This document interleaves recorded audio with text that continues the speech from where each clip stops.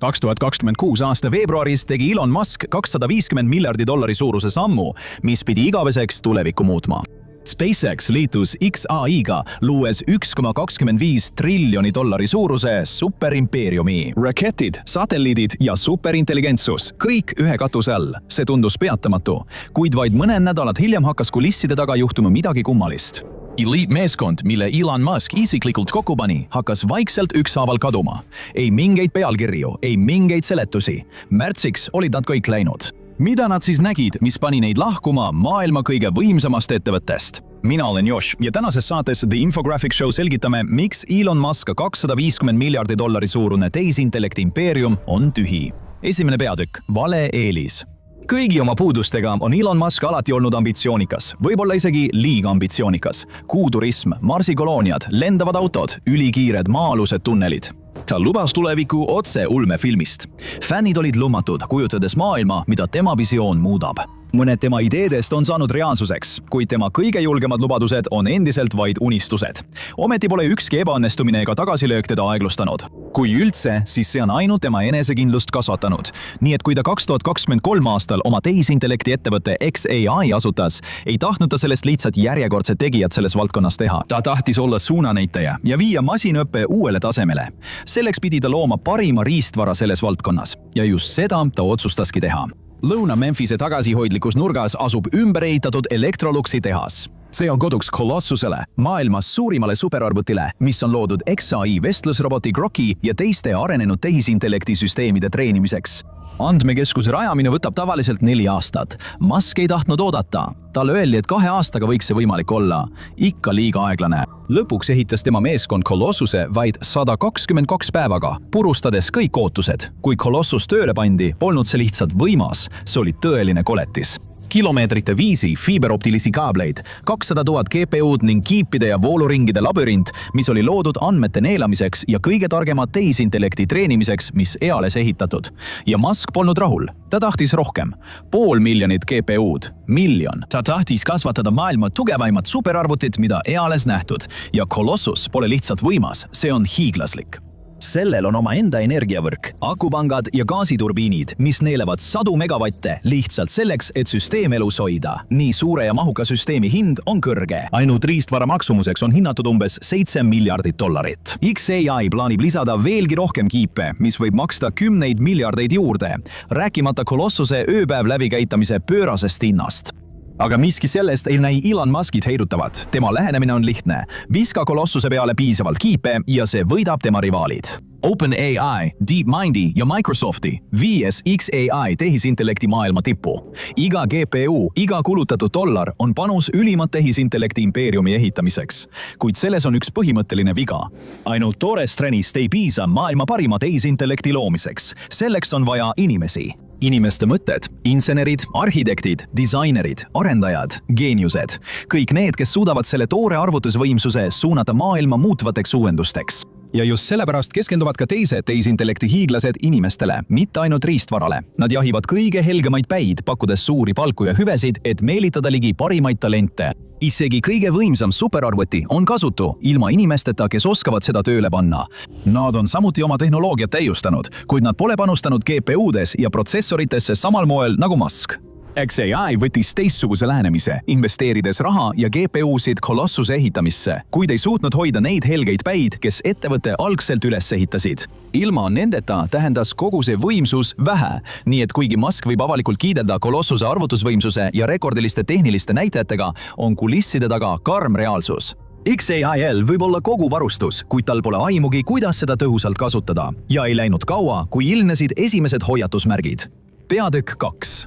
Radioaktiivne ülestunnistus. Grok käivitati suure käraga ja sellest sai kiiresti X-platvormi põhifunktsioon, kuid uute versioonide ilmumisel sai miski selgeks. Eloni hirmuäratavalt tark tehisintellekt ei vastanud ootustele. See ei edestanud konkurente ega ületanud ChatGPT-d või Google'i Geminit olulistes testides. Kaugel sellest. Tegelikult jäi Grok arvukates ekspertide võrdlustes ja võrdlustestides korduvalt alla. Selle sisu loomine oli puudulik, mudel andis sageli igavaid ja lihtsakoelisi vastuseid.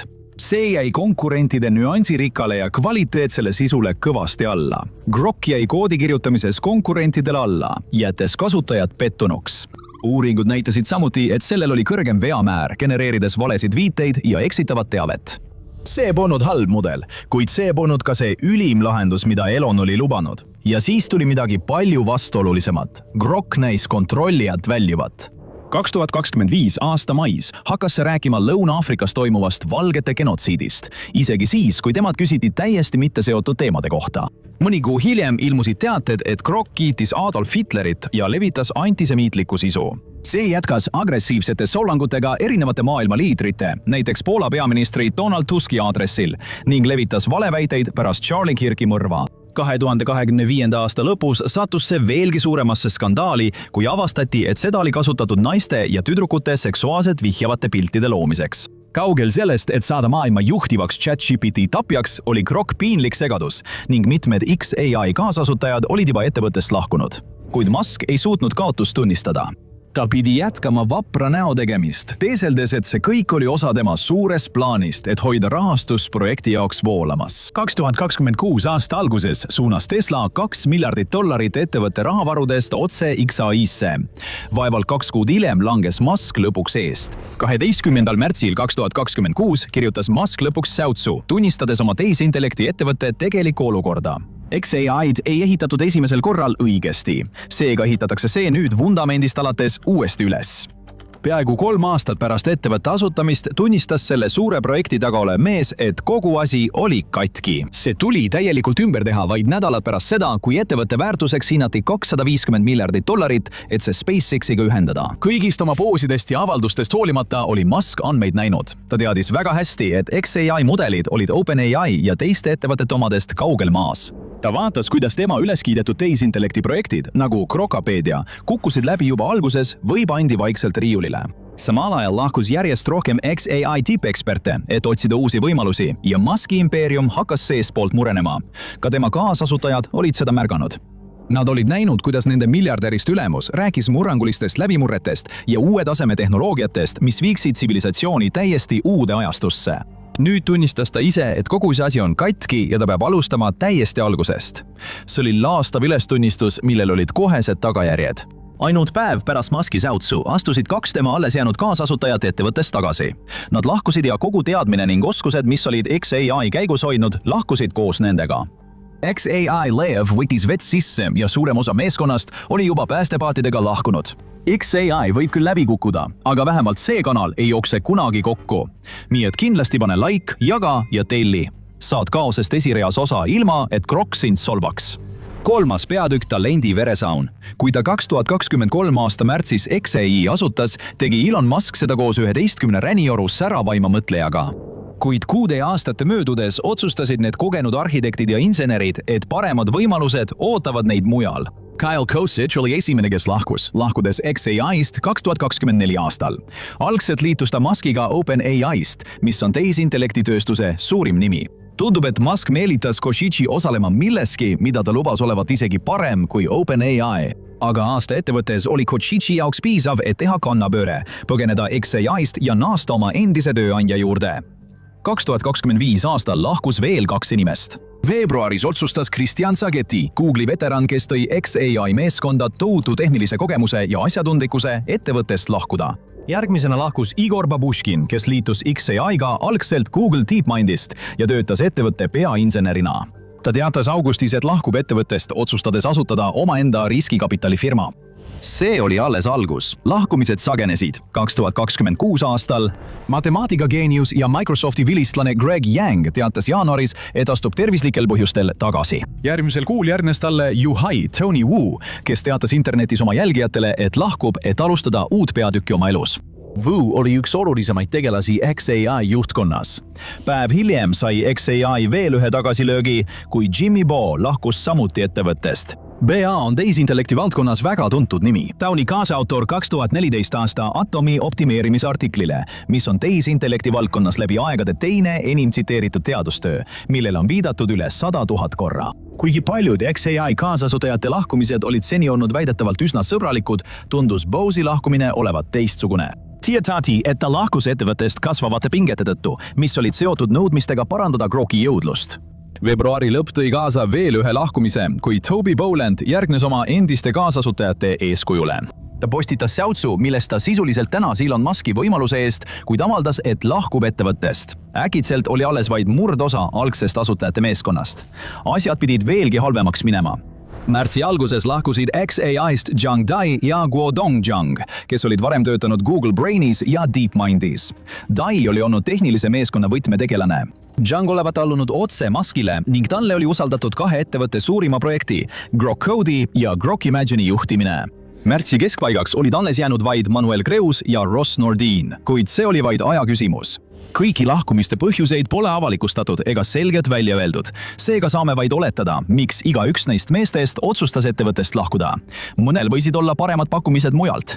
Mõned võisid olla väsinud Muski juhtimisstiilist ja tema lubaduste täitmata jätmisest. Mõned võisid lihtsalt tunda, et neil pole ettevõttele enam midagi anda või et nende oskusi hinnataks rohkem mujal. Pole haruldane, et andekad tehnoloogia valdkonna spetsialistid liiguvad aja jooksul ühest ettevõttest teise.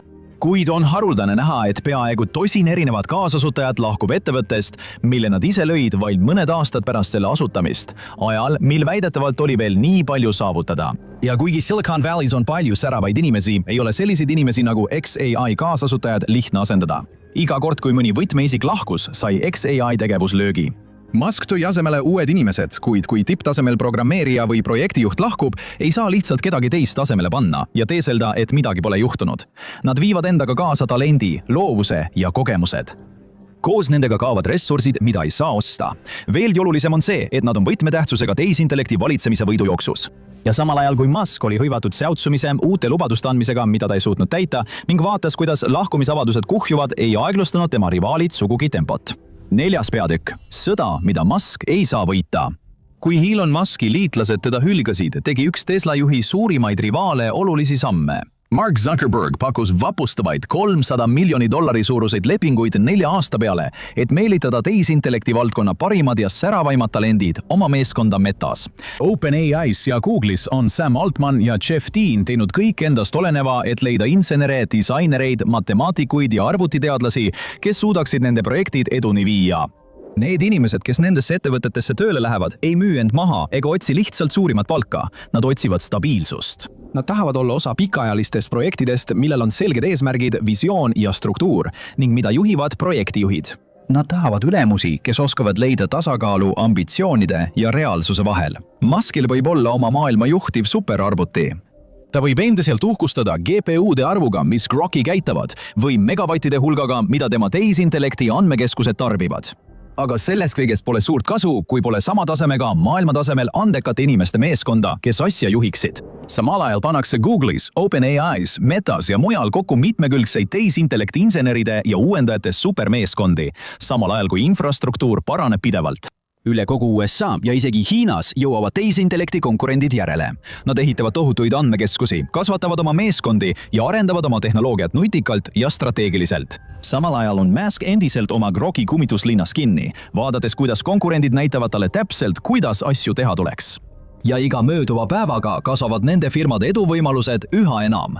xAI eduvõimalused libisevad käest, sest sellised ettevõtted nagu OpenAI ja Google ei tee talentide osas nalja.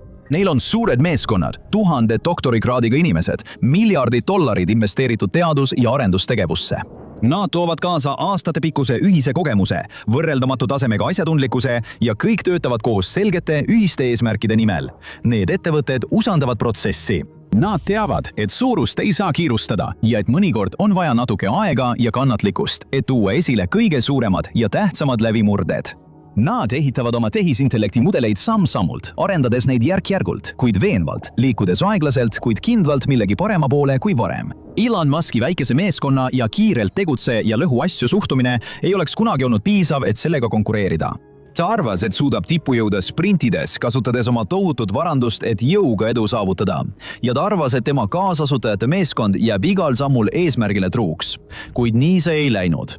Mõnel võttis see veidi kauem aega kui teistel, kuid ükshaaval väsisid ja pettusid xAI loojad projektis. Nad kaotasid usu Muski, nad kaotasid usu Groki ja kaotasid kannatuse kogu ettevõtte suhtes. Teades, et iga aasta nende karjääris on väärtuslik, otsustasid nad kõik otsida muid võimalusi, õõnestades Muski kiitlemist, et xAI on tööstuse parim nimi. Tesla juhi ettearvamatu käitumine pole kindlasti olukorda parandanud. Musk on kuulus oma üliagressiivsete tähtaegade, karmi töökorra, peaaegu võimatute eesmärkide ja pidevalt muutuvate sihtmärkide poolest. Ja selline lähenemine võis tal Tesla puhul isegi töötada, samuti teatud määral ka X-is. Kuid tehisintellekti uurimine nõuab oma olemuselt aega ja kannatlikkust. See ei ole midagi, mida Musk saaks kiirendada või lahendada sermenipsuga või probleemile rohkem raha visates. Ja kui sa töötad inimestega, kes on oma ala tipptegijad, erakordse intelligentsi ja hämmastavate ideedega, mis nende peas tiirlevad, tuled neile anda vabadus oma oskusi parimal viisil rakendada. Vähemalt väljastpoolt vaadates tundub Musk ei suutnud seda teha. Ta on tühja lossi kuningas, uppuva laeva kapten, hääbuva kaubamärgi nägu. Kõik tema lähimad alluvad on ta maha jätnud. Kuigi mõned uued näod on xAI-ga liitunud, võib olla vaid aja küsimus, millal ka nemad järgivad oma eelkäijaid ja lahkuvad ettevõttest. Isegi pärast suurt ühinemist SpaceXiga jääb xAI päris inimtalendi poolest oma konkurentidest endiselt oluliselt maha.